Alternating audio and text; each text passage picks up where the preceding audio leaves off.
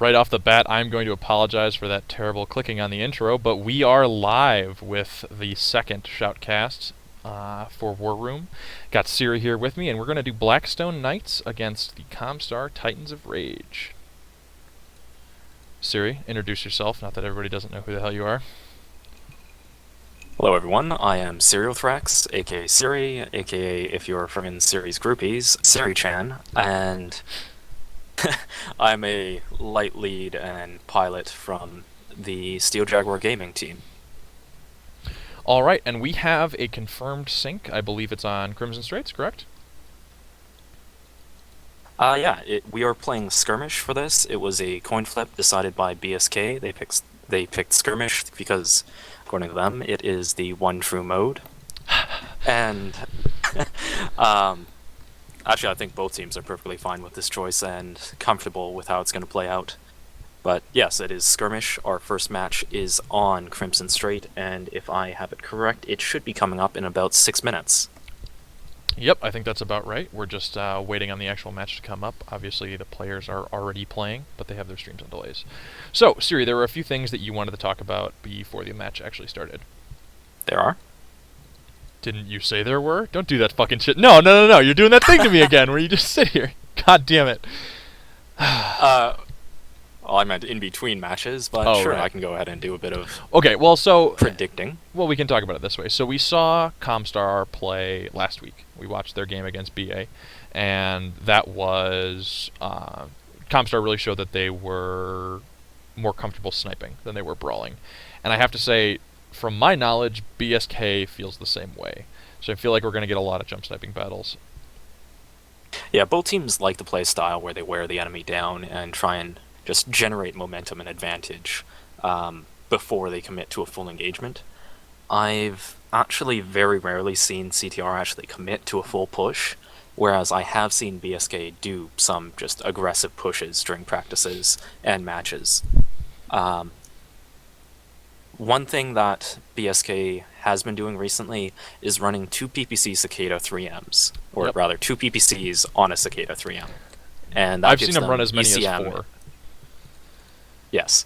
That gives them ECM and a range advantage, which I think would work in their favor if they brought this into Skirmish, just nibbling away around the edges and generating an advantage for them to capitalize on later.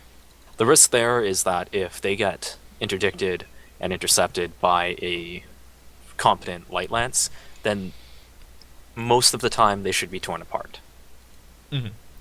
Skirmish, however, mitigates that a little, because with no strategic objective necessarily to defend and be drawn into, they can stay pretty close to their big heavy mechs and be defended if lights come in. So either way, in order to succeed on Skirmish, you're going to have to execute a very, very good attack.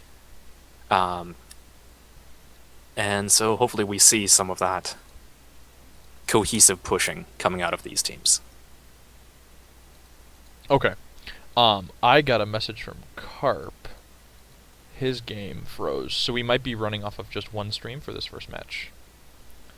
Okay, is that a redrop freeze, or is it I don't know. Oh. I'm asking right now. Speaking of streamers, we only have the 2 for this one, correct? Grimlock1 from BSK and Carpentier from Comstar Titans of Rage. We didn't have a Light Lance perspective? Correct, as far as I know.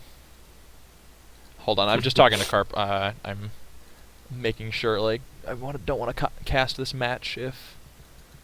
Okay, no, it was past a minute, so there'll be no stream from CTR's side after about 90 seconds. Okay. I think this drop is actually, if they were going to have somebody freeze up like that, one of the better ones to have it. Where does that may sound? Because it's the 575 drop, and most of your mechs are going to be the same Shadowhawk or fairly close in tonnage, whereas if it was, say, a 675, 775 and somebody froze up, that could be one of your Highlanders. And then you are just completely on the back foot. Mm-hmm. Even more. I'm sorry, I'm just reading a bunch of messages. Yeah, it still definitely sucks for them. But yeah, it really does. So they'll be down, no word from Carp on what mech he was in. I'm assuming he's usually in a medium mech, so I'm assuming that that was a Shadowhawk that they lost.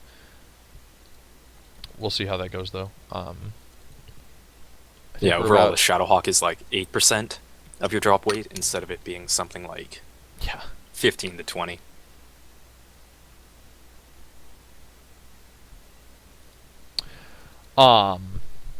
Sorry, I totally blanked out there.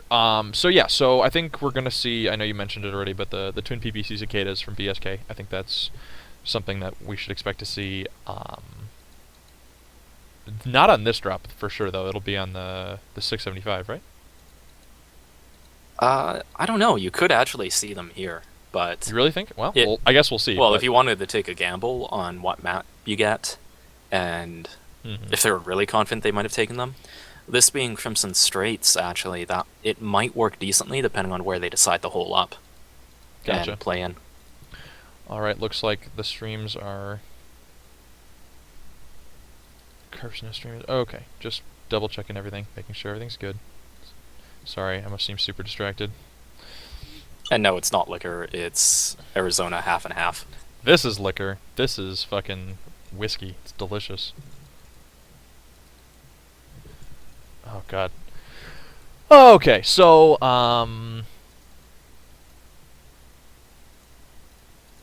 Tweedledee, Tweedledum. I'll sit here and take a sip while we get ready for this match to start. Best of 5 tonight. Again, this is a Remnant Invitational match. Should be pretty decent sinking, we're hoping. I believe the other matches that are going on tonight are Conquest and Assault, so we should have a fairly clear queue. Do you want to bring up the tournament layout, the bracket? Oh, yes, I will do that after this game. This is the losers bracket. This is the last losers bracket game, I believe, before the winner of this game will take on SWK, correct? And then the winner of that matchup will take on SJR. Correct. That's what I thought. So we do have searching on Grimlock Stream, and we are launching into the match. So let's switch det overlay. Let's get this underway. I'm just going to check and make sure that the BSK stream is looking all right.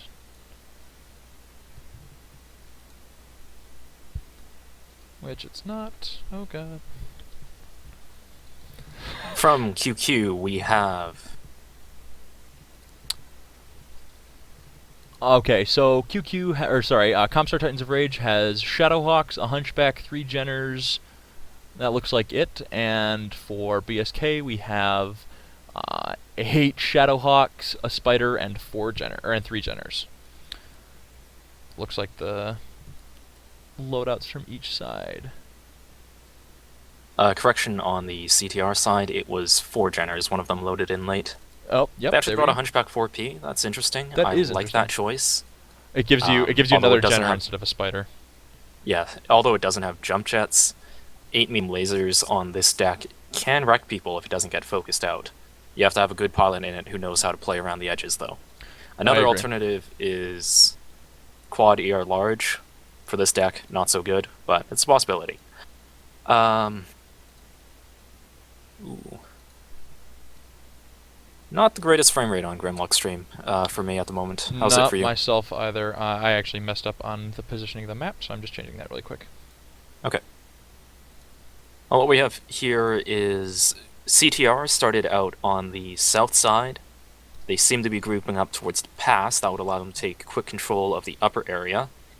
In Conquest and Assault, this is a key position, just based on where it is on the map. In Skirmish, not so much, but it is still pretty powerful because you get the high ground. Yeah, I agree. It's interesting on Skirmish, though. You start out so far apart. I was wondering if we were going to see anybody try and go for a really quick pickoff on one of the lances. It looks like... Oh, Grimlock is actually a light pilot, so we do have a light perspective. My bad. It looks like... Well, for the moment, he's in a light. Yeah, that's for sure. It looks like CTR has really grouped up really quick. They are very good about their positioning. It looks like BSK is sort of spread out scouting. I believe they have most of their heavy mechs on top of the ramp. And I think Carp just crashed. Oh, no, not quite crashed yet. As soon as he does, we're going to switch over to the BSK focused overlay. So Blackstone was very aggressive in taking the top on their own side. They didn't want to give us up their side of the pass. They also had their lights scouting over on the left B4, B3, just making sure that nothing was coming there. And now they've put a light up on the mountain, they've got a UAV off, so they have a very good idea where CTR is. And yeah, they're only getting the first few of those CTR mechs, but with that light on the mountain and the couple that appear to be cresting the ridge, it looks like that is the crash for Carp. But they definitely know where they are. I'm going to switch over to the other stream quick. Keep talking, Siri. on this position, I actually think it's advantageous to Blackstone if they can get a jump war going. They'd have to be careful about strikes crowding up on the narrow pass, but the actual terrain is in their favor on this side. Meanwhile, CTR is just trying to soft contain, staying back from the ridge. And it's kind of hard to see because Grimlock is out of the action, but Blackstone is indeed massing up. They may be going for the push, they may just be trading. Yeah, I'm sorry. I'm trying to work out this overlay really super quick, but I'm trying to get back in the action. There's a huge brawl going on the top, it looks like. Yes, Blackstone is pushing through, and this is going to go very quickly. The one kill for Blackstone at the moment is actually Carpentier, the DC, so that doesn't really mean much. One thing to note is that some of CTR has brought ERPPC Gauss, and under these conditions, that's not going to be a lot of damage being thrown around just due to heat and pure DPS. No, CTR is big. Is now 3 up. Is now 3 up for Blackstone. The advantage of the push allowed them to focus out some targets very quickly. 4 up. They're tearing them apart. I think BSK saw that BSK saw that CTR really goes for that sniping build, and they tried to push and take advantage of them. And I think 5-1 in favor of BSK currently. Only mech down is a Jenner. Oh, 2 mechs down for BSK, but it's 6-2.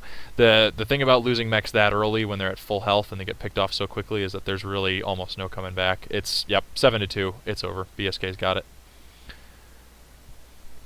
One thing to note is how quickly that Hunchback tore into Grimlock's Jenner. If you see, his legs are wide open, and most of that was 2 salvos from the Hunchback. I have to say, I agree like with your assessment that this game is in the bag for Blackstone, unless some miracle happens. A nice shot by BSK taking that Jenner right out of the air. Yeah, BSK really took advantage. I think both teams were kind of sitting on the edge of that ridge waiting for the other to make a move, and I think CTR should have backed off. They are a much better sniping team, and I think they probably could have taken it to BSK had they sat farther back in the city and hoped that if they had made that same move and CTR had been farther back, it could have been a very different push. The curious thing is that they willingly took a position that there was only 300 meters at most to their opponent, when they had weapons fully capable of shooting 800 or 900 meters on at least half their Shadowhawks. And so that's something that's really interesting for me, especially on a map like this, where there are very specific open avenues, and on a game mode where there's nothing to defend. What I would have done is I would have pushed out to the edge where Theta normally is, and then held there, because you can see the approach from almost anywhere, and if you really want to get distance, you can back out off onto the island. And while you could be hit with air and arty, there are a couple of good spots where you could hide from direct shots and jump snipe. Well, one thing to note, and I forgot to mention this in the lead-up, is I believe this may, not the first, but one of the first competitive matches on skirmish mode. So people are still learning how to play this out. They've had like a full year plus of Assault, and 6 months of Conquest. I think no, it's way more than that. It has to be. I think it's almost a year of Conquest as well. Didn't Conquest? Oh, I actually have no idea. But it looks like BSK is going for the last Jenner now, trying to take him down. This is solidly BSK's game. So that means, what is the next drop weight, by the way? This was the 575. The next one up is 100 tons additional. It is 675. On that one, we start seeing some of the Highlanders and other stuff coming into play. All right, and the game... CTR prefers to go, I believe, 6 Cataphracts and a Stalker, something along those lines. Whereas I'm not sure what BSK likes to play on those. Sorry, I accidentally just played part of the intro, so everybody got a giant clang. All right, wow, you're terrible. I'm a horrible host. I should probably just be removed. Okay, let's bring up the map. Oh, you're telling me to bring up the map. I am telling you to bring up the map, Siri. See, guys, this is what happens. I tried to divide the labor load so that I didn't have to do everything, because people are like, oh, Raffle, you should just take some time to yourself, make sure that you don't have to take care of everything, it'll make your shows better. One time I do. Siri fucks it up. God damn it, Siri. No, so that was, I think that was interesting positioning. I do like the point that you brought up about this being one of the first times that people played on Skirmish in a competitive match.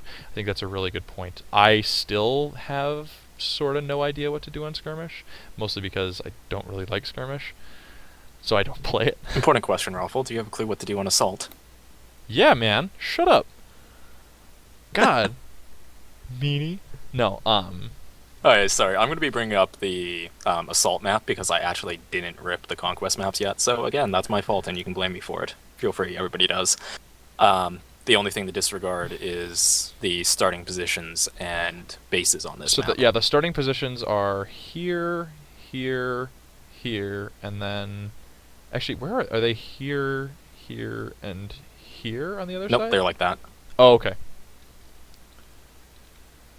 So that's as how you the can see, spawning this is starts. actually, in terms of spawns, this actually favors the east side because they can group up very quickly, whereas the west has some issues getting all together. It turned out okay for BSK because I think most of their lights spawned up here in the Northlands, and that allowed them to just do some quick scouting over into B3 and make sure that they weren't coming down to B4, B5. Then by process of elimination, the only other logical choices are pass, holding in the pass, or holding further back. Yeah, and now it seems... Oh, yeah, sorry, go ahead. What we were talking about is that BSK grouped up and then took very aggressively onto the platform. They saw the sort of fits that CTR was running in behind, camping out in here. They saw that the fits aren't very high DPS. They decided, okay, we can push this, and they just went straight in. And very quick brawl put an end to it. My suggestion for CTR would have been, instead of playing in this short-range environment, either being very, very cheeky and camping pretty much near the spawn back here, where you have that distance, or pushing aggressively to try and take this northern peninsula, where either A, they funnel in through a very long exposed choke, or they come at you in the open, in which case you tear them up. Yeah, and I think BSK had a nice advantage right off the bat where they scouted the... Let me get my... They scouted over here with their lights. They scouted B4 with their lights. So they saw no mechs moving into the tunnel and no mechs moving theta. So they instantly then knew that all of their mechs had to be on the other side of the crest, which means that BSK, who I've seen personally dominate in a lot of brawls, did a really good job of positioning that match. And just knowing in general where the opponent was.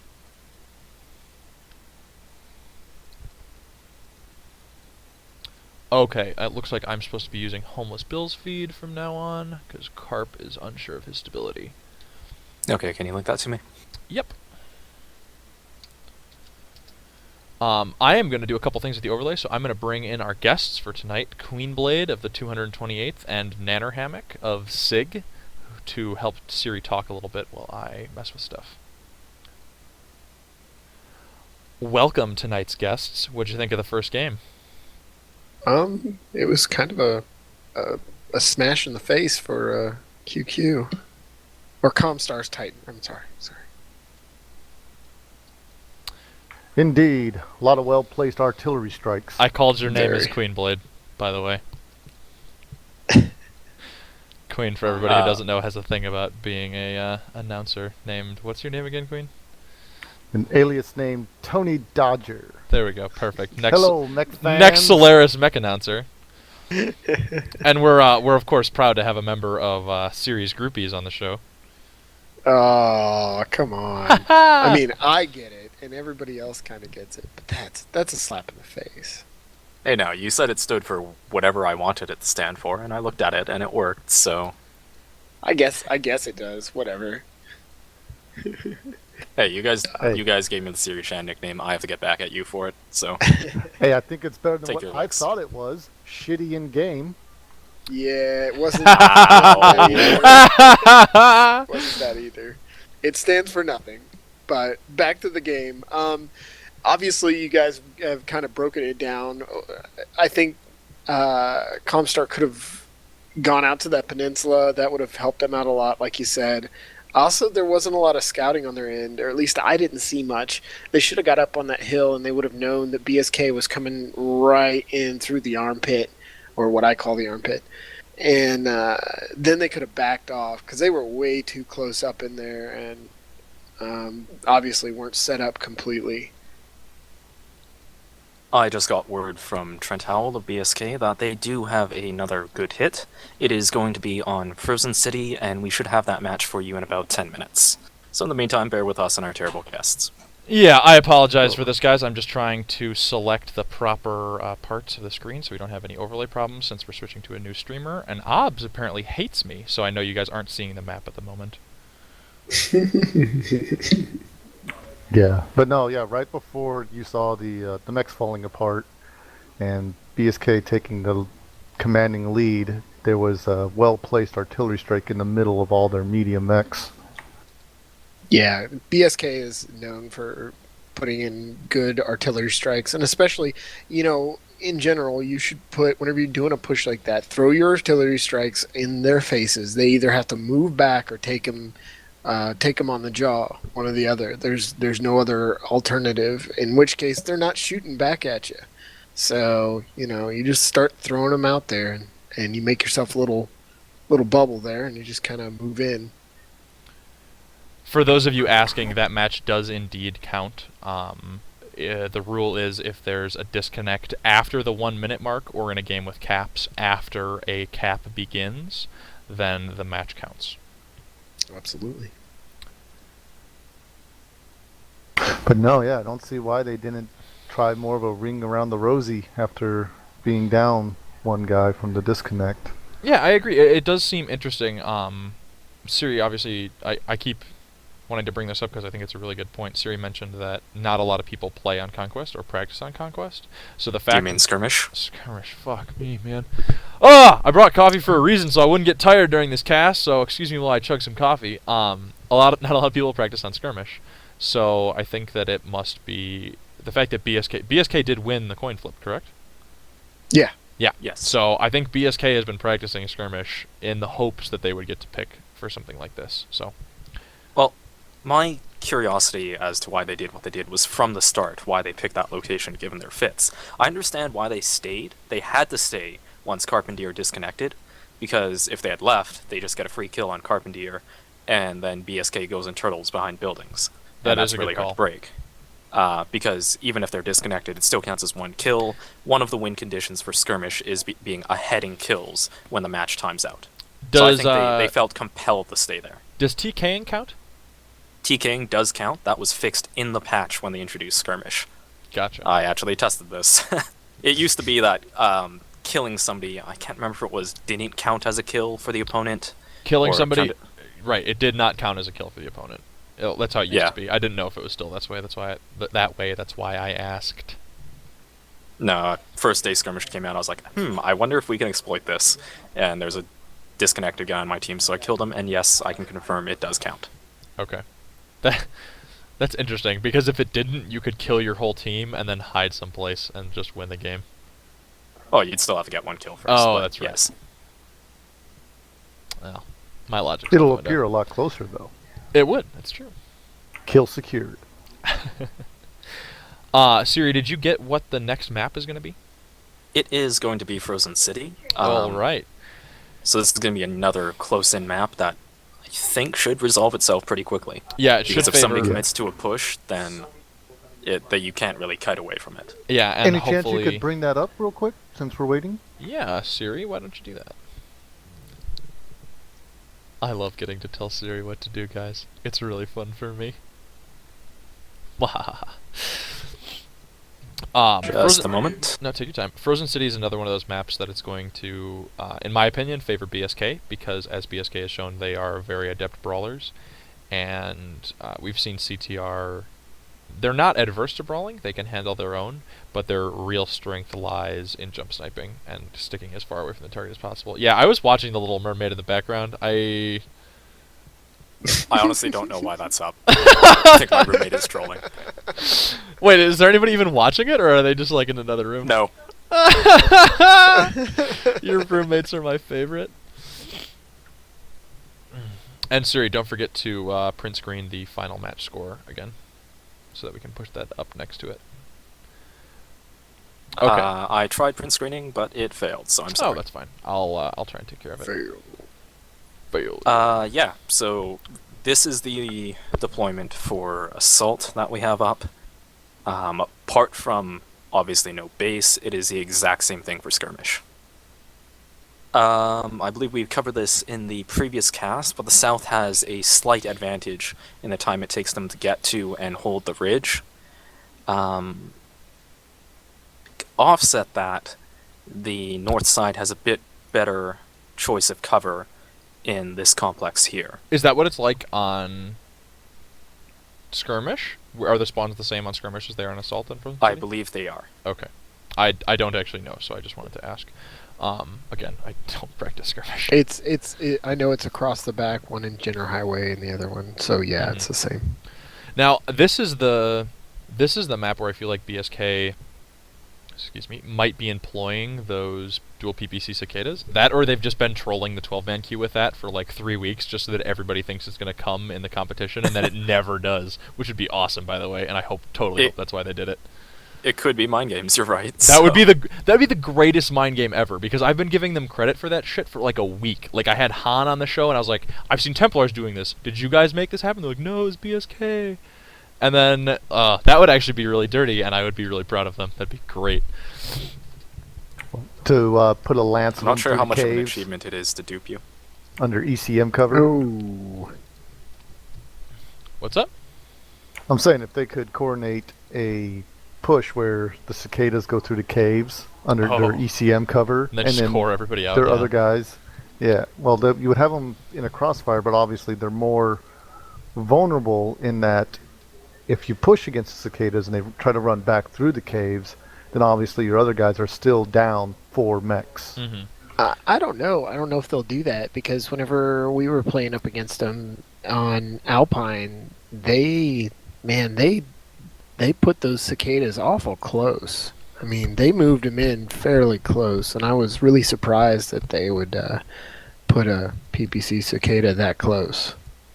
I think if they do bring the PPC cicadas, then CTR's only appropriate response is just immediately push.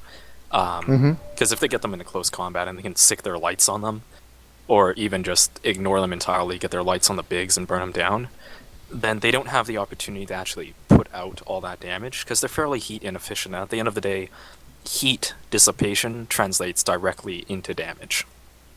Right. Well, and they're doing a good job. That's the reason why they've been doing all this practice. I've noticed whenever we drop against them, or you try to move in on them, whatever, you literally have to put 1 Jenner per cicada, because they will spread out further than 100 meters and start pegging at the other Jenners and stuff like that. And they're really good at it. I was really surprised at how well they were sniping. Well, actually, you know what one of the other counters is? Dual Gauss. PPC Jenners. Gauss. Yeah, Gauss. Gauss. That is And CTR is actually quite fond of equipping Gauss on their heavies. So if BSK gets sloppy, they could find themselves down like one of those PPC cicadas and immediately on the back foot, and it could just spiral out of control from there. true. We do have So- searching on both streams. Excellent. Awesome. Well, thank you, Queenblade and Nenner, and Yep. we will get you back in a few. Possibly.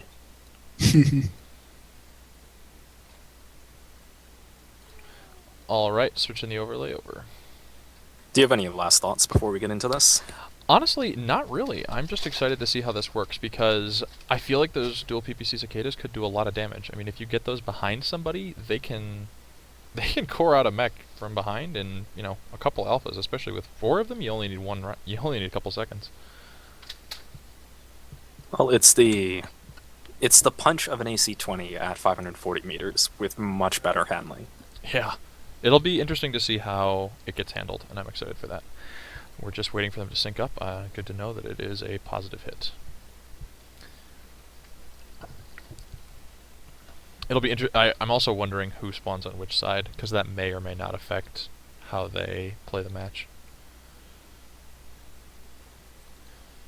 I have hits on both sides. We are actually not streaming from Carpenter's perspective. We are streaming from Homeless Bill's. Carpenter had technical difficulties.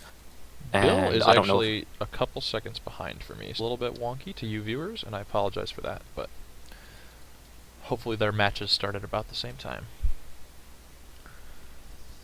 Oh yeah, it Okay, looks... from BSK we have 5 Jenners and a Cicada 3M, and 2 Highlanders and 3 Cataphracts. Yep, that's what I'm So seeing they picked as a very well. polarized loadout. Whereas from CTR, we are getting 3 Cataphracts, a Stalker, a Spider, a Jenner, another Cataphract, a Raven, another Jenner, a Raven, and 2 more Cataphracts.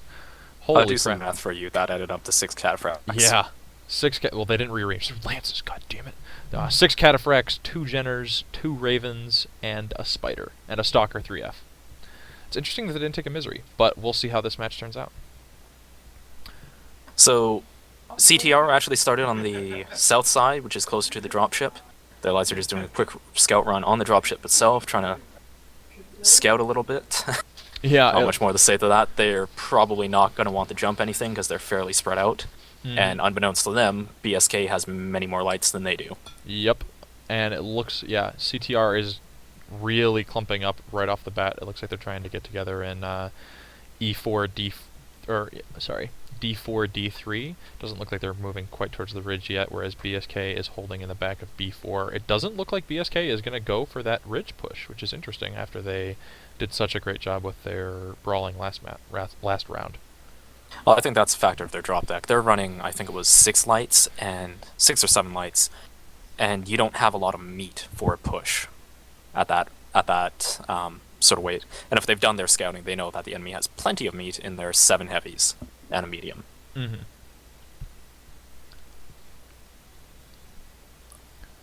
Yeah, I think from their scouting, BSK knows that they can take the ridge uncontested and hopefully just lay down fire with their superior armored, not necessarily armed, Pop-Tarts. Yeah, it does look like BSK is indeed pushing towards the ridge. Grimlock is jump sniping over the ridge now, whereas CTR is still holding south by where the cap point usually is on Conquest. So it looks like BSK is top of the dropship and CTR is bottom of the dropship. Yeah, CTR is holding out more in the buildings than rather right up to the dropship, and they're actually doing quite a good job of counter-sniping. Grimlock has already been taken down to about orange armor. Yeah, good. So good he still arty has strikes. probably 55 points of armor left on his CT plus internals. And actually the focus for BSK seems to be just trying to shoot the lights that are peaking and being kind of making themselves a bit of an obvious target. And if CTR loses those, it's not a big deal. They're not a lot of firepower right now. Well, CTR is they're heavy. Wait. Yeah, but So they're going to have a on the lot. back foot, though. It does. So they're going to have a lot more firepower, but they're going to be a lot squishier. Those Cataphracts go down really quick to well-placed shots, and BSK, they're good shots. They've got a lot of good pilots. Okay, if I can interrupt you. Yeah, go ahead. BSK is actually moving down low dropship. It's Looks true. like they're forming up for a push to go around. Their lights are skirmishing C5, D5, just trying to work the outside, not get themselves immediately into firepower. If CTR can respond to this, then they may be able to bring more guns onto target than BSK can, because they have cover, whereas BSK is just in the open in this little depression. It looks like BSK's light mechs are flanking around through D4, so I think this is where we're going to see those cicadas and those Jenners. They're going to try and get around behind the enemy force and try and confuse CTR, which I think might work. It's... Oh, big already down. The risk is that the Jenners overextend while the assaults aren't putting pressure, and then get some bad shots in. Score is still 0-0. It's 0-0, but both of our streamers are very beat up, and I imagine that the rest of their team is the same. Yep, CTR... Looking at Blackstone, Brian Becker's Highlander is actually down to 36%, and he might be stripped. Oh, wow, that's a really good call. And in fact, our streamer who is not Carp anymore, it's Homeless Bill, is almost legged in his Cataphract. BSK is now up 2-0. They've killed Dagada, which I think was a light, and they've killed Homeless Bill, Cataphracт. Yep. And that was death due to a strike, and that was actually from Brian Becker, the guy who was saying may be stripped. So it's interesting to point out that mechs that don't have weapons, they may still have strikes. Yep, exactly. BSK's push third kill for BSK. Rolling in. The Jenners have done an excellent job of just disrupting in the back and taking a lot of pressure off their assaults, which can just lay down firepower. It's 5-0 for BSK, and unless they start hitting their breaking points soon, this is going to be a good game for BSK. I have to agree. I think that Spider takes off another arm. It's weaponless. Focus on something else. BSK is taking a really commanding position in these games, both through... Oh, Grimlock gets a double kill. That was good. It can't be understated how important aggression is. Aggression and if positioning. You can pull off, indeed. If you pull off a good push, then you have... Defenders have the advantage of having better terrain, but you have the advantage of being able to focus fire easier, and your feet are moving. So you can shift around, and the enemy has to constantly react instead of knowing exactly where you are. And as an aggressor, you work the angles, you're jumping over each other, and if you do it correctly, you can be getting like 5 or 6 guys shooting at one, the guy who's out of position and at the edge of a formation. Yep, and I think that one of BSK's really big strong suits in this match was how well they positioned their light mechs and how coordinated that push was. Because you're right, if that push had been less well timed, it could have gone very differently. But the way they pushed, the way it was very cohesive like that, they hit him from two sides at exactly the same time, and CTR just couldn't handle it. Actually, it wasn't exactly the same time. What happened was their Highlanders pushed. Highlanders took focus for a moment. Their Highlanders regrouped. The Jenners came in from behind. The entire CTR team turns and tries to deal with this threat, because otherwise they're just, 5 Jenners and a PPC Cicada. That's a potential 170 points of alpha if it all goes on target. And there's no mech in the game that can survive that being applied to its rear CT. Yeah, that is for sure. So they turned to try and deal with the Jenner threat. They couldn't just let their lights handle it, because they only had 4 or 5 compared to BSK's 6. And then at the same time as... right after CTR turned, the regrouped heavies pushed straight in and started mopping up at the now... map is up, I wanted to say disarray, but that's bad grammar. Map is up. Yes, I'll go get the map. No, it's already up. You put it up, remember. Okay, so that is... let me change the score quick. That is 2-0 for BSK in this best-of-5 series. And we have good hit on Canyon, so it's 10 minutes until our next match, or less. I am loving... We're getting such good luck with these streams, man. I can't remember the last time I had 2 straight sync drops in a row like this, so that's really cool. I don't really think it's necessarily luck, it's just that both these teams are fairly veteran, so they've got high elos, and the other high elo teams are being nice and staying out of their queue. It's true. We've got... it's actually really... The system works well when you've got those criteria. When it's vast differences in elo between the teams, you can be sitting there nearly the full 3 minutes to try and get a sync, and then it just takes one guy to interrupt. Yeah, it's kind of ridiculous. Okay, let's get to work on this map. So, BSK started on the south, and CTR started on the... Or no, sorry. Reverse of that. Scratch that, reverse it. CTR started on the south side, and BSK started on the north. There you go. Let me help you with that. No! Okay, yes, fine. So, what did you mentioned thinking that BSK's strategy was fairly interesting. Why do you say that? I said that? Well, let me just... I just deleted the map. Let me just God start damn at the it. beginning. Yeah, go ahead, sorry.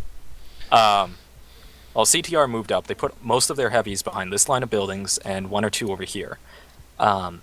They could have, with the heavy advantage and positional advantage on the spawns on this map, aggressively pushed up to the dropship and controlled the approaches.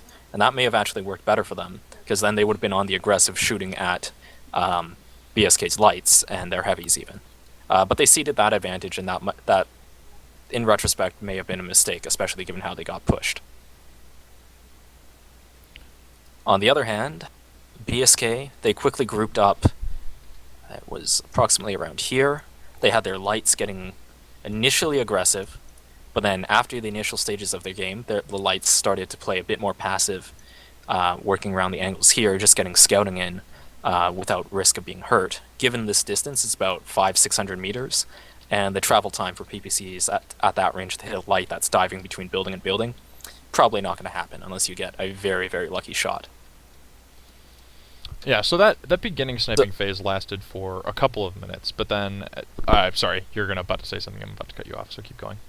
Yes. So after they acquired the initial intel from their scouts that CTR wasn't at the ridge, and not necessarily just from the scouts, but from the fact that they weren't being shot at, they decided that it was safe to take the ridge. And so they take the ridge, and they have the aggression advantage, not necessarily position.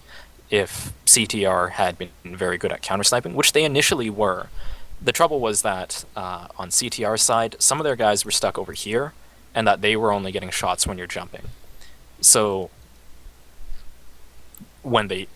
although the initial counter-sniping was good, eventually it was 1-to-1 trading on the counter-snipes. Mm-hmm. And so, I'm going to move it forward a little bit. The turning point was when BSK pushed down to the south side of the dropship to meet up with CTR and then flanked with their lights. So why don't you... On this map, it's kind of hard to do due to the huge terrain difference, but why don't you... Do you want to explain why that was so effective? I could do it, but you're a more trusted voice.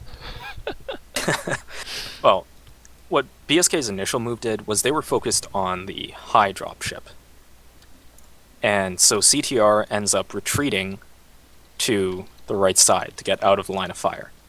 Knowing that, BSK... Actually, I'm just going to clear markup here so it's not... High dropship, shooting down here. CTR retreats more towards over here. They get very clumped up. BSK starts using lights to put strikes down. They rotate down towards the low dropship. And like I said earlier, there's these buildings here that you can use to cut the angle. So over here, anybody exposed to the right of this is now getting shot, whereas anybody on the left is not getting shots in return. And that's the initiative advantage. And BSK did a very good job putting shots on target and being close enough during their movement that they didn't have people lagging behind and not getting shots in. At the same time, they had their lights getting ready to push around the back.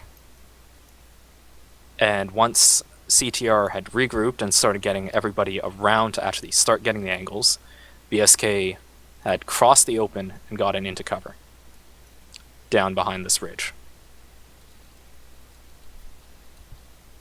So down behind this ridge, the angles to shoot on them are blocked off entirely by the building here and the edge of this cliff.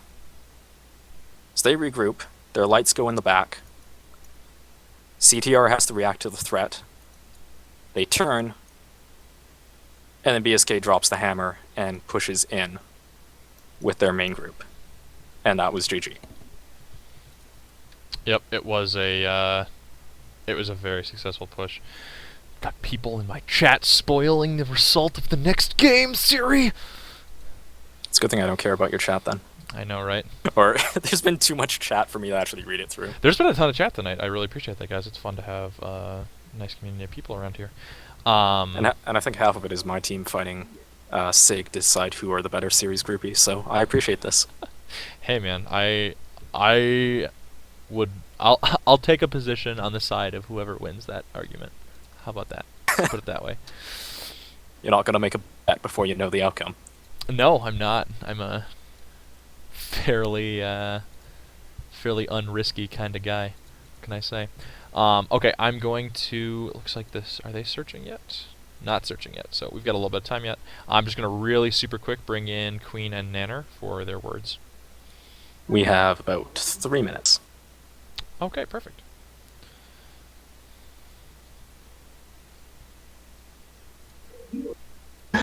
Welcome, Tony Dodger and Nanner Hammock. What did you guys think of that last match? Blackstone again. They were fighting like a machine down there. Even my wife has heard of these guys and thinks they're the best. Mind you, she tends to judge mech pilots by their jumpsuit colors. And I wouldn't bet the farm on that, tips, mech fans. Well done. Oh, well done, my friend. Okay. Not that jumpsuit colors aren't important, but what'd you guys think about that? Yeah, I think they lost the game in the mech choosing. So you think it was phase of the game. the big decision was actually taking that many heavies? I think it was the not having enough Jenners. I like Ravens as much as the next guy, the next light pilot. But man, two Ravens and a Spider on the middleweight. If you want to do that, do it on the heavyweight, but not on the middleweight. It's not a good place to put them. It's a good perspective to have. I hadn't actually thought about the differences in their drop types, I should say. Well, one thing another to hurt note is thing, that was that they moved those Ravens in a kind of a bad spot. Personally, at putting them on a ledge, knowing they don't have jump jets, meaning if they fell, they would have been separated from their main force. Not only that, I think the Ravens should have stuck with the cataphracts to kind of give them that anti-targeting capability, so that Comstar or Blackstone would have had to blind shoot rather than being able to target and see vulnerable parts. All right. We are searching for the next match, so I'm going to ask you guys to move out until after. And I'm actually going to, I've been meaning to try this all night, stream, let me know what you think. I'm going to put on a little bit of very quiet background music so that if Siri and I aren't saying anything, it's not just like listening to silence. So tell me if it's way too much or if you like it. All right, guys, thanks. Siri not saying anything. One thing to note, just last quick note before we jump into this, cataphracts do suffer greatly when under strikes, and that may have been a factor in the last match. That is true. Cataphracts. Most people cut their leg armor considerably. But we do have a good match. Yep, go ahead. It is the 775 drop weight on Canyon. We have, I believe, 3 Highlanders, 4 cataphracts out of BSK, with 3 Jenners and a Spider, and I don't know what their last mech loading in is because it's invisible. I agree. And then we've got CTR's side, 5 Highlanders. 5 Highlanders. Go ahead. 5 Highlanders, a Victor, a Cataphract 3D, and 4 Jenners. Wait, that doesn't add up. Stop moving shit. 5 Jenners. They're moving stuff around. So this is kind of similar. We see, again, well, no, actually it's not similar at all. Last time I was going to be like, well, we see CTR spreading their mech weights very, just like last time, but they didn't do that at all last time. They went for mostly heavies. So this is Canyon, so this is a map where mobility and jump jets are going to be very important. Obviously, both teams have no shortage of that. I don't think there's a single unjump capable mech on the playing field. There is not, and this map is basically the one that made it a requirement. Oh yeah, I remember that change. That was, everybody's like, well, time to start running jump jets if I'm not already. Yeah, prior to this, people were like, well, we can bring Stalkers, Atlases sometimes. This map comes out and is like, well, if you don't want them stuck down in a canyon, you better bring jump jets. Interestingly, on Grimlock's Highlander, we have 2 ER PPCs and a Gauss rifle. I say this is interesting because that is a loadout you would be better off running on a 732, given that it doesn't take advantage of the dual ballistics. That is actually a really good point. It has reduced arm range. CTR is grouping up down on the C4 corner. It's the right-hand side. Their lights are pushing somewhat aggressively counterclockwise around the map. They're moving as a team. The one thing that I would notice on the other hand, is holding up in the center and Delta 3 areas, and they look to be possibly playing more defensive games since they were split up, and they have long-range weapons. All of BSK's light mechs are high side by that little radio tower, whereas all of their heavy mechs, minus Grimlock, are moving up that ramp towards where Theta normally is. Looks like they are indeed trying to get a little bit more of a defensive position. They've got a lot more places to move from where they are right now, should CTR try and push. But again, same thing as we've seen in the previous 2 maps. The team that keeps its feet moving tends to win between strikes and the ability to work the angles. What we have now is just a bit of soft engagement, people trading shots back and forth as they jump. BSK, apart from Grimlock, is actually grouping up on the right side, well, their right of the center rock, and they may decide to be pushing out now.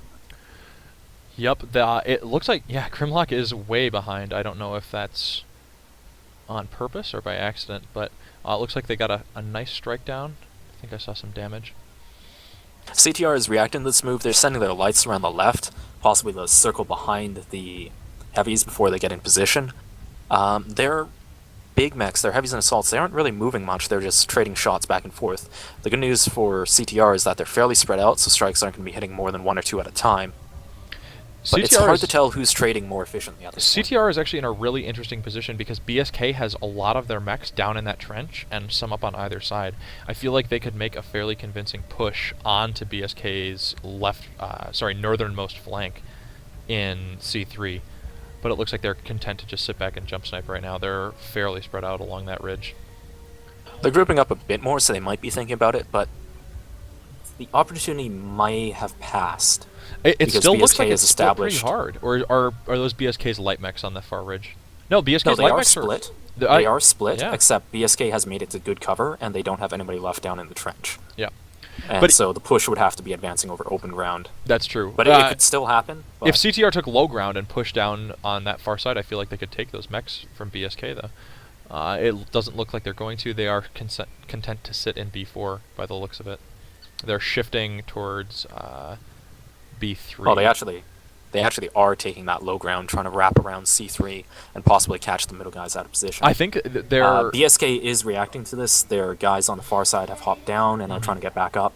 They went to the wrong side, though, because that's where BSK's lights were. So BSK instantly knew that they were making that change.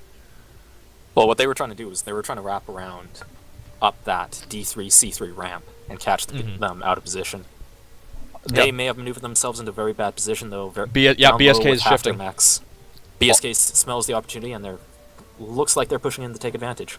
Yep, Grimlock takes some heavy hits, but it looks like they've caught CTR with their pants down. All of CTR's mechs are in that lower ridge. They're all in that canyon. They could get some really dangerous airstrikes down on that big clump of mechs right on their ledge there. I don't think the CTR lights are going to be able to be brought to bear at the counter for this, though. No, UAV goes up. Tons of information now for BSK. They know exactly where everyone is, and the first kill goes to BSK. CTR has actually responded. They've killed Bradley USM. I believe Bradley was one of the Jenner pilots. I'm not sure, though. He's not in a Highlander. He's not in the Highlander lance, so at worst it was a heavy mech. Yeah, Grimlock and a couple other mechs are pushing around, getting a really good flanking position on CTR. It's now 2-1 for BSK. It was a Jenner going down, I think. I could be completely wrong. Yeah, it looks like... But CTR has done a decent job responding to this. They've pulled back around the corner. They're getting their left flank harassed by the lights pretty hard, though.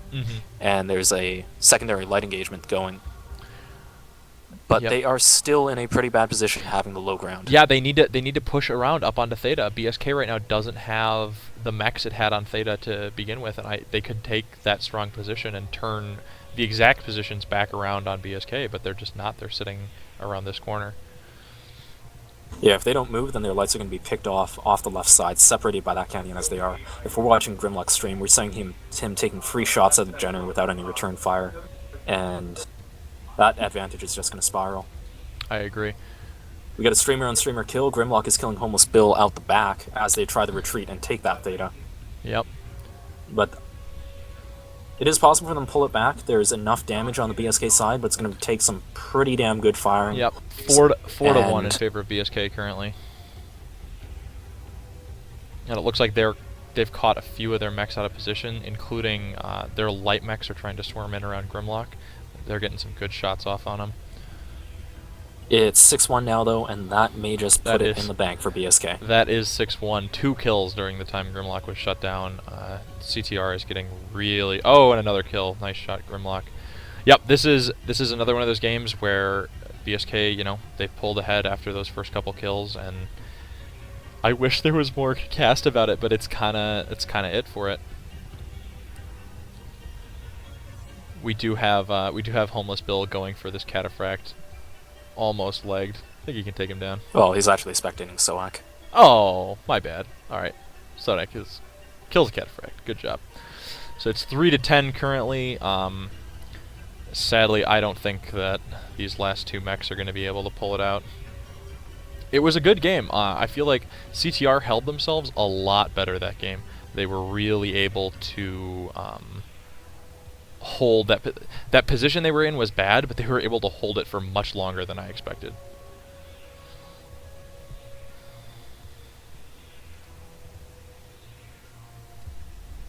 This one's actually going to be an interesting one to break down afterwards. Do we have the leaders of the team willing to do a... Carp is willing to come in. I don't know about Trent. Hold on. Okay. I'm gonna let you finish up talking, and then it looks like we've got Carp, and let me message Trent quick.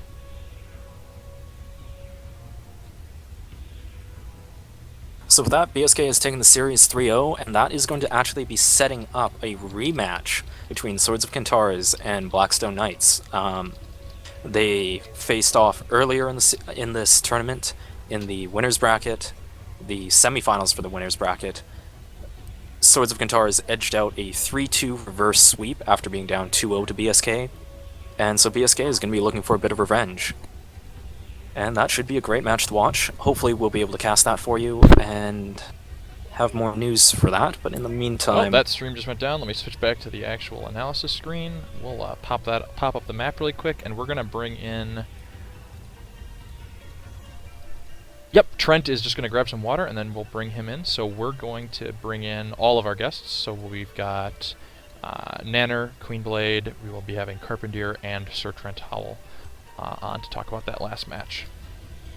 Do you want me to do a quick analysis? Yeah, talk about it really quick while I clean up a couple things. Okay. Let's get Just the map uploading up the first image, give me a before moment. anything. Yeah, no, take your time, man. Okay. Could go faster, I'd be more than happy. There we go. Alright, again, this is the assault map. Disregard the base and spawn locations. I'm sorry, I could not get it ripped in time for the cast. It's okay. Everybody has deficiencies, Siri.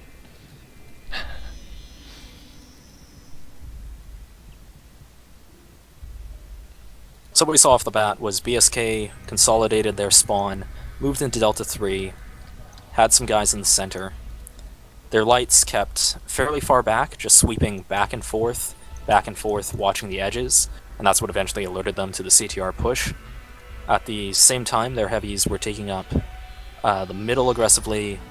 CTR was regrouping a bit, spreading out along C4, along there. They kept trying to swing their lights around to try and get something, pick something off, find an angle to work and maybe assassinate a heavy. But the BSK lights did a good job just keeping track and pushing them back. The worst case scenario when you're trying to do that is that the heavies get shots in on you and you lose the light early. Fortunately for them, that didn't happen, as they kept their range. Ended up happening was BSK sent about half their force down the valley up top. This was the point where, when they were in the valley, that if CTR had been grouped, they may have been able to push aggressively over the high ground here and just into the rear of BSK, catching 3 or 4 of their guys off guard while the rest are scattered. But they weren't able to take advantage of that. So what we have at this point is still the same scenario, BSK in the middle, but they managed to establish 4 of their guys along the cover here. That gives them a good spread. At this point, the opportunity for CTR to push on the high ground is pretty much gone, because they're going to be eating fire from across that angle without being able to return it effectively. And they would be spotted, and the guys in the middle could just hop down and get out safely. Yep. Not to mention that the BSK lights were over on the left also watching for this. So what they opted to do, and what Raffle actually suggested during the cast, was they went down in low ground, and they were going to try and come, wrap around, and potentially kill the guys in the middle. My suggestion was actually moving this side and taking those 4 mechs, because BSK had their light mechs over here, which means that they would have known exactly when it was coming, whereas if they had pushed around this side, they would have not only had cover from all of the mechs on Theta, but then everybody would have had to jump over this gap to get to those 4 mechs. So the odds would have been heavily in CTR's favor had they done that. That's okay, I misinterpreted what you meant, but that I agree, that could have been a good push. What ended up happening was that as soon as they jumped down at the hole here, they were completely scouted. BSK dropped their middle guys out more to the angle where they would have cover, and they moved up their other mechs from Delta 4 across into the high ground, and just turned it into an entire slaughtering field down here into the low ground. In the After very that, end there. CTR, oh, yep, go ahead. Sorry. CTR kept trying to complete their push and get out of the line of fire, rotating around to get away, but BSK had the advantage, they had positioning, they put more guys up top, and they just kept working the cover, and CTR was on the run the entire time. Yep. And I think this is a good time to bring in all of our guests. So once again, we're going to have Queenblade of the 228th, Carpentier of QQ, who played tonight for Comstar Titans of Rage, Nannerhammock of SIG, and Sir Trent Howell of BSK. So I'm going to drag those guys in right now. One last word. Over on the left side here, the lights were actually fighting up and down this canyon, and that was some action that was happening off screen. What ended up happening, though, was when BSK took this high ground, shoot down into the lights without fear of return fire from the CTR heavies, and I think BSK just paused for a bit to get those free shots in, and it netted 2 or 3 kills, I believe.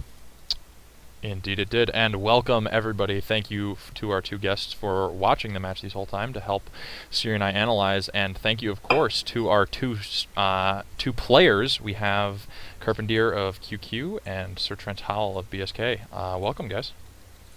How's it going? Thanks for having us. Good job with the showcast. Well, thank you for letting us cast, as always. I got to actually update the score here on the screen, but yeah, why don't you tell us how you felt about that series? Well, I just came back from a vacation, and so our team unfortunately didn't really get in a lot of practice in the last week because I'm typically the guy who kind of cracks the whip and makes sure that the 12s actually happen.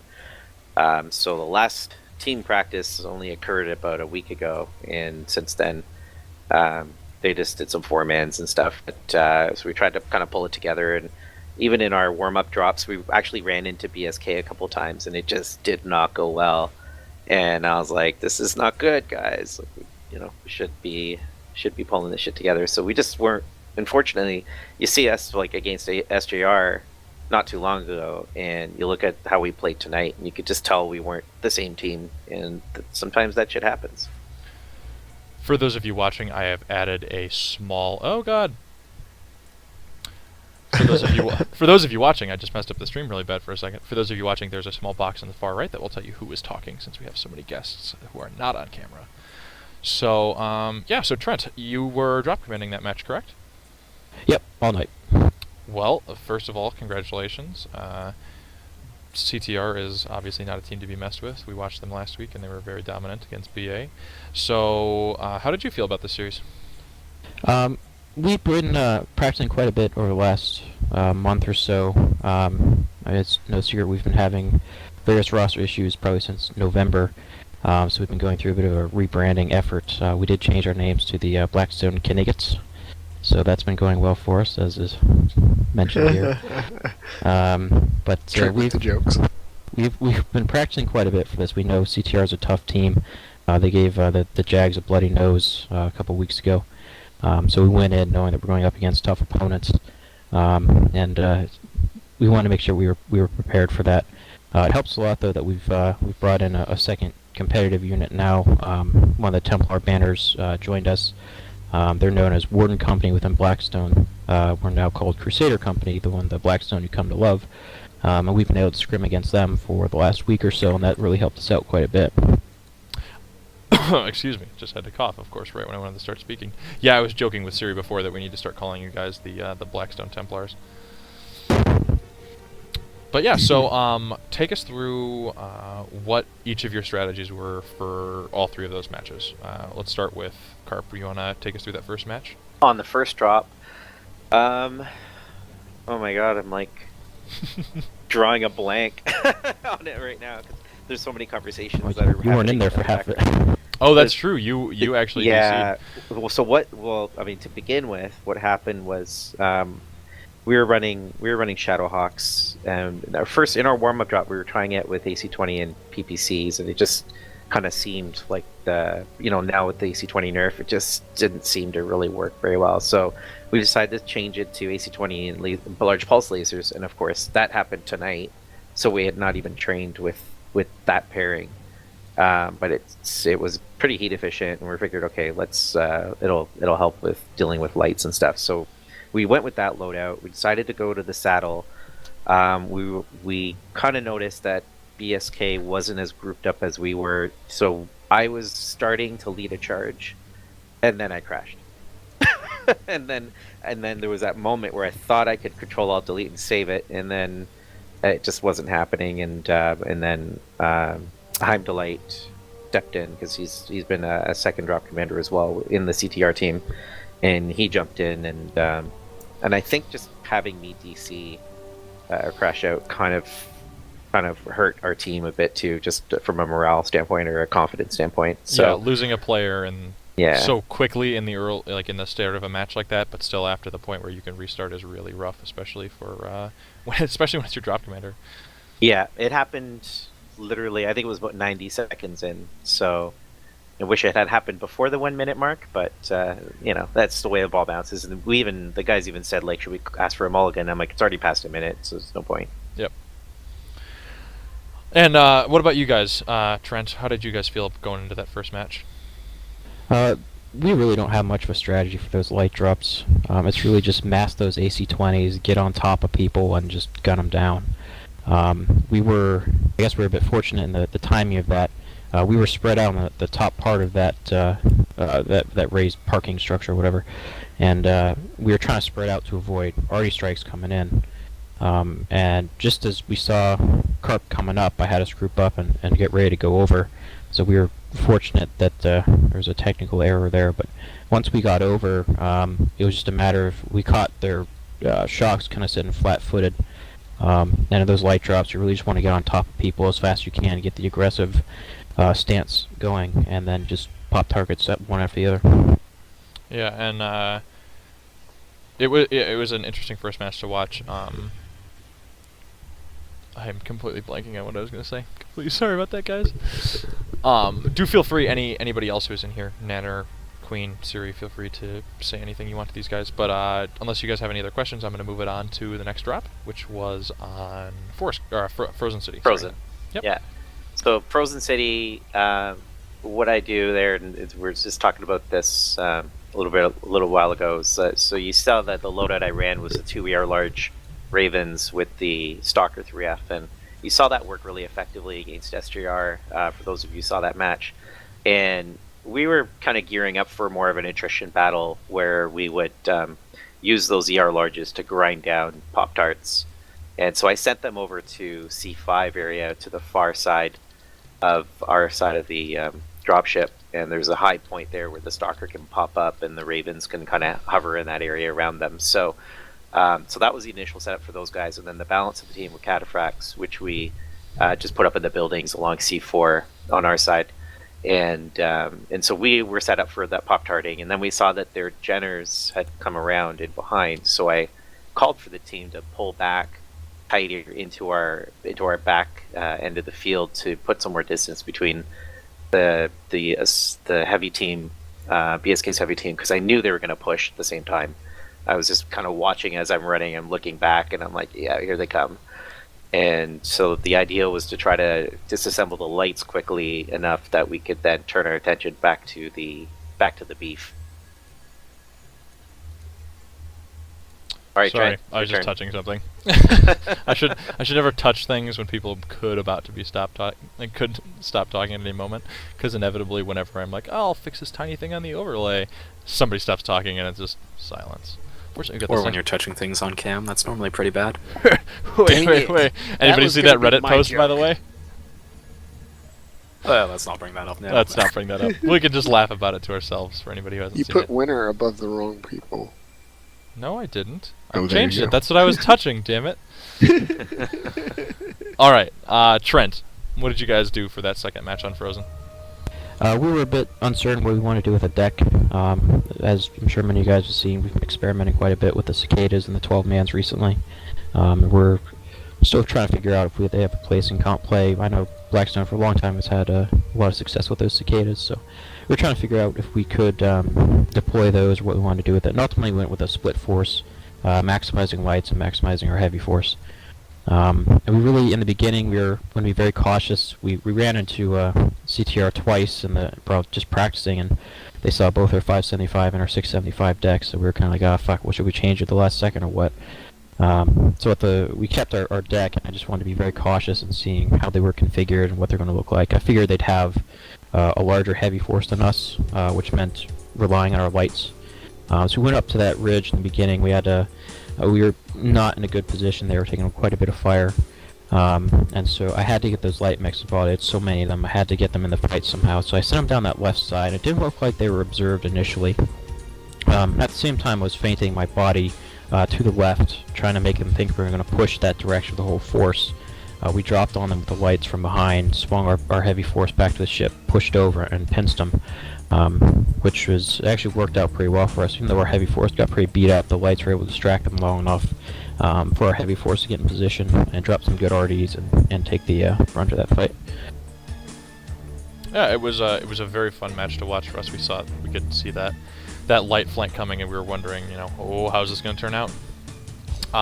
So they're trying to. If we had pushed, so the other thought that crossed my mind was take the whole team and push into your beef, and then deal with your light second. Do you think that would have been a better move on our part,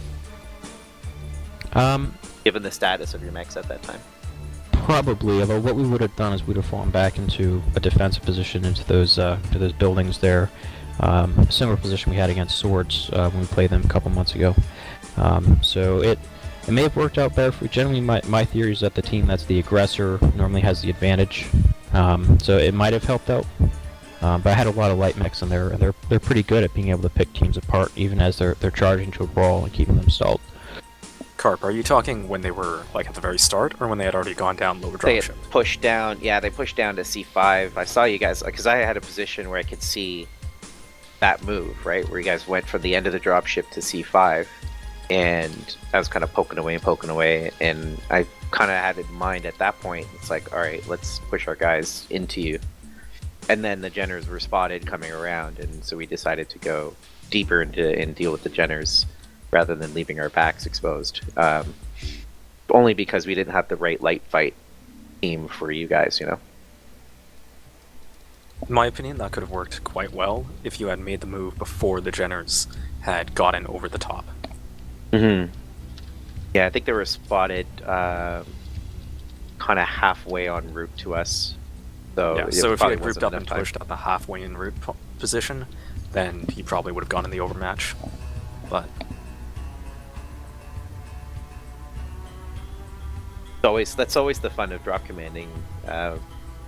You have an option A, option B sometimes, and you wish you could play it from that same point and see how option B went too. Oh, Yeah, I was really surprised that you didn't, once they started pushing around, that either you didn't push into them or even move back further, because it's kind of hard to,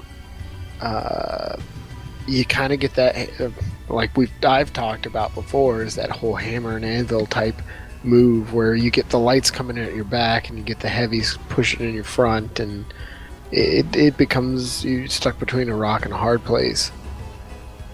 I think you should trademark it and call it the Nanner in Hamville. I actually really like that. That's a good call. Okay, is there anything else we want to mention about the second drop? I think we're good. All right, in that case, it's the final drop, which was on Canyon Network, and this was, for at least Siri and I, this was one of the most fun ones to watch because there were a lot of really interesting movements and stuff like that. So, Carp, once again, why don't you take us through it? This one, actually, Heim Delight just did this one because I ended up going in a Jenner. Oh, okay. On this drop, not a mech I normally would run, but we had a lot of people that were good with sniping. So I said, you know what, and we had a couple people to work in as well who were waiting on standby. So we wanted to make sure everybody got in at least one drop. And so it took a little bit to finagle that, but basically the Jenners were being held back for sort of the later fight, just some early scouting, trying to get some RD drops in, and there was a lot of movement. I saw you guys commenting on that Raffle and Siri. Like there's a ton of movement, and that's something that seems to be Heim Delight's specialty is keeping the team moving and trying to reposition to garner a better angle. And I think where we got caught was we were down in the valley, and BSK pushed up to C4, and I saw that as a light. I kind of came around and I was like, oh, it was a perfect time to arty. and I couldn't get the damn arty off because everybody was spamming the arty, and I had like a golden moment where I could have hit like 5 of you guys. And, I always have it to just yell didn't- for it in games. I'm like, everybody stop using their goddamn arty. It's my turn. I feel like a kid on the playground. It's like, it's my turn to Yeah. use the ball. Yeah. So and then at one point the lights had pushed into our heavy team, into our main team, because we kind of rotated all the way from. We spawned on the river side, and we kind of rotated around and ended up in C3, trading places with BSK, who were posted up sort of on the C3 side, and they wrapped around. So we just did a little ring around the rosy there, where Theta sits. Yep. Sorry, I was reading something. I'm the most terrible host ever.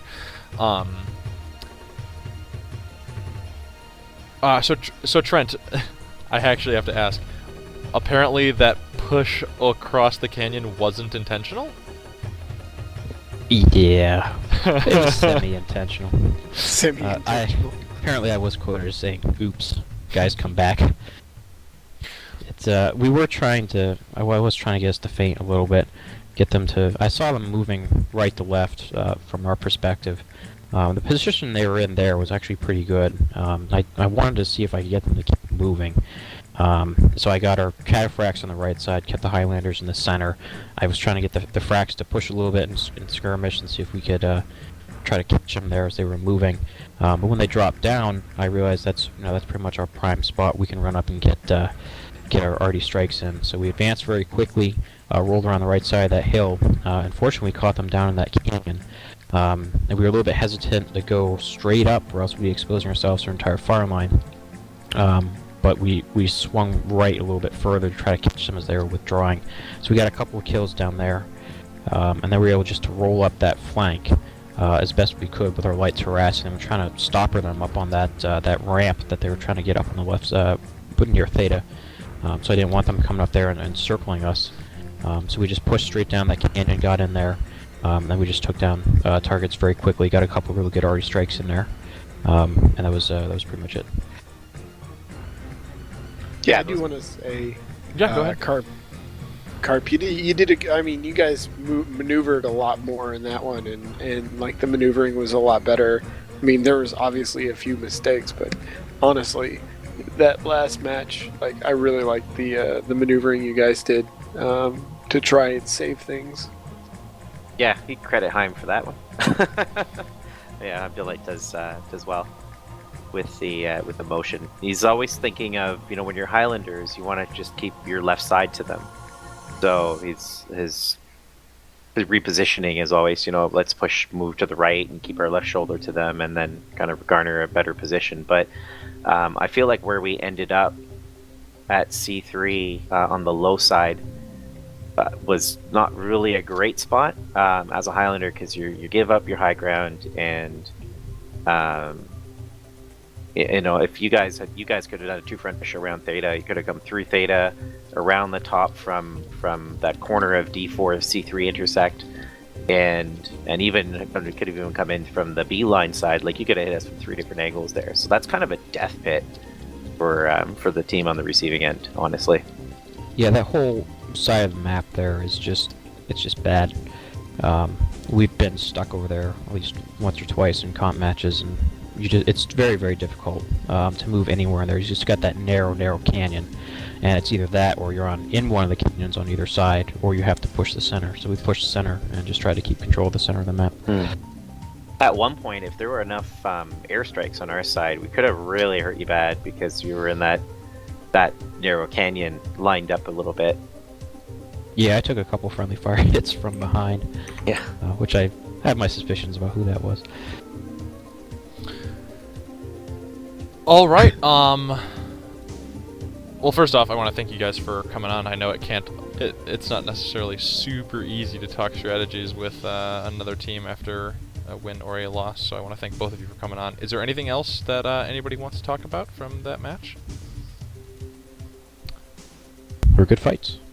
They were indeed, and I appreciate both of you allowing me to cast and letting me feed off your streams. It's always great to have good teams to watch. Sorry for the drop one crash. Oh, it's fine. Don't worry about it. We dealt with it, as we always do with things that go wrong on my shows. We just deal with it. Yeah, I got Homeless to jump in because I knew he had a reliable rig.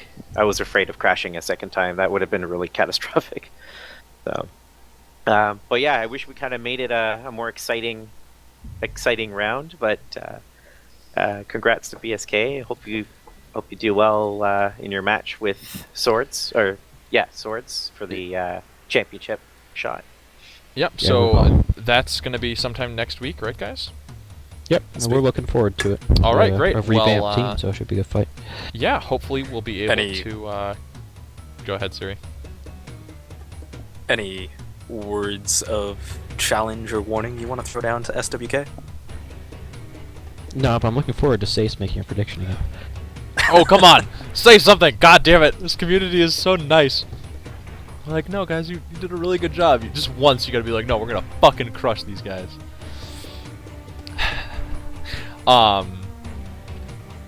Silence is the only response. So everybody's like, whoa, Raffle, what was that about, man? We're all from Canada. It's okay. Okay, well, in that case, everybody, why don't you go around, give yourself a quick shout out, and then we'll close down the stream for the night. Which order? Starting with whoever's at the bottom of the TS, which is Trent. Bummer. Alright, shout out to Blackstone and our new Blackstone members, Warden Company. We are glad to have you aboard, and looking forward to doing some great stuff with you. All right, and then Sig Nannerhammock is up next. Mm-hmm. Yep. Shout out to Sig. Series groupies. No, it's not. Series groupies. It doesn't stand for anything. Stop it. Shout out to Raffle's mom because she's hot. And yeah, great games, guys. All right, and then we're going to go next to Carp. I'm going to give a shout out to Heimdelight for joining us and kind of creating the T in the CTR. He won't be, unfortunately, with us for Run Hard or Die. So it's alas, it goes back to an all QQ Mercs team. But shout out to the rest of the CTR team. There's some guys from Comstar regulars as well who stepped in. A guy named Stoke, who was just a rock. Every practice he showed up, every match he showed up. Like, if I could have a dozen guys like that, my God, everyone, that would be a wet dream for any competitive team. But yeah, good job, boys, and shout out to BSK for a very handy win, and good luck in your next round. All right. And Queenblade? Thank you, Siri. I was going to skip you. Queenblade? Yeah. No, I just want to do a shout out to all the new teams to the competitive scene. You know, see Reddit.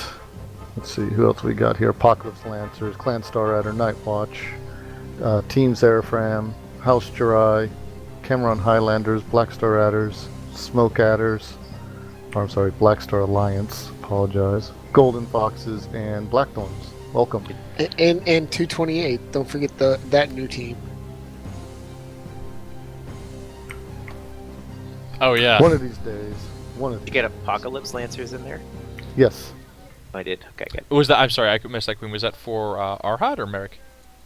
Merrick. Merrick. Okay. Oh, Yeah. okay, yeah. I'm looking forward to that. First That Sky should be fun. Jaegers, 10th Sky Rangers. It's actually Seraphim also. Is it Oh, Seraphim? that's right. Seraphim's joining. I forgot Yes. about that. Yep. Team Seraphim. That's Mhm. what it is. Yeah. You guys don't listen to me. I'm sorry. I was, I know it's a lot of teams, but still, welcome to the competitive scene. and thank you for that shout out. It'll be really quick. If any of them are watching, if you want to come on the show as competitive players in a competitive league, you are now entitled to ask me if you can go on the show, and I'll probably say yes, because otherwise I have the same guests on all the goddamn time. So if you want to be on Warroom or you want to be a guest on Shoutcast, please feel free to let me know. You can message me on Twitch, on Reddit, or you can email me at wafflewaffle49@gmail.com. Very easy to get hold of, I promise. All right, Siri, take it away. My shout out goes to series groupies, whether that's SJR or SIG, is up to the viewer. And also to legal department, who still refuses to guess my age because apparently I'm Asian and he can't tell. And to all of our excellent viewers, thank you for tuning in. Yeah, thank guys. It was really fun to have so many people watching. It got up to around 80 some there tonight. That was really fun for me. So I appreciate everybody who came to watch. I'm glad you guys are enjoying it. The overlay was a little bit sketchy for tonight. I had to make some last minute changes, but it'll be better next week. I believe the next match we'll try and cast will either be... We've got everything going on now. We've got Arhad and Merrick, and MRBC is starting soon, and then the finals of... Remnant Invitational. So we have plenty to cover, and I think it's probably going to depend most on what Siri and I want to cover and when we are both free, because we are both competitive players. So I actually, due to a scheduling error, missed a match tonight for this, so I'm feeling a little bit sore about that, because I hate missing matches. But I think they survived without me, so... thanks again, and to if you have any feedback on what we could improve or what you'd like to see, please feel free to let us know either through any of those things I PMs, listed. forums, Reddit, anything. Yeah, Up seriously. On our TS, we're here. I'm all about making these shows as good as they possibly can be for you, the viewer, not only live, but as well as through YouTube. So if there's anything I can do to make the show better, anything you want to see, just let me know, and I'll do my best to critically evaluate it and decide if I like the change or not. So thank you very much, everybody, for watching. We've got Warroom tomorrow night, same night as always, 11 p.m. Eastern. Guests will be Sir Siri next to me. I believe it's Siri, Heimdallite of Starry's Titans, Sace of Sig. Hold on, let me actually just bring up the list quick. I don't want to quote something incorrectly. Alright, so we have... Oh, that's right, Trent, you're on the show tomorrow. Jesus, I'm an idiot. Sorry about that. Yep, we've got Sirithrax of Still Jaguar, G-Man of C-Reddit Cerberus, Sir Trent Howell of BSK, Heimdallite of Starry's Titans, and Sace of Sig. So it should be a good show tomorrow night. We're going to talk about the newest info drops about the pilot modules, as well as the kind of... what was it? Oh yeah, speculations on the new mech. That's what we're going to talk about. Personally... New light! I know! Everybody's super excited. What do you... Just out of curiosity, super quick, what do you guys think it is? Firestarter. It's supposed to be the Firestarter. Everybody I'm thinks, pretty yeah. sure. Everybody thinks... But what I wanted The to possibility is that it's the Wolfhound, but everybody thinks it's the Firestarter. But we're still going to talk about both, so that'll be fun tomorrow night. Yep, tomorrow night at 11 p.m. Eastern. Feel free to come check that out, and this video will be up on YouTube by the end of the night, so share it to your friends, you know, do whatever. I'm happy to be bringing this content to everybody, so thanks again for watching, and we will catch you guys tomorrow night. Raffle is a corporate whore. What? I am Later. not. Shut up. What are you talking about? I didn't even, like, do any of my, like, you should do this to help me out. I was just like, Are we off the air? You guys watch. No. We weren't even off the air when you said Raffle's a corporate whore. Because I wait a couple seconds to see if any of you guys say goodbye. God damn it. Okay. This is Tony Dodger saying, good night, good fight. Perfect. Night, guys.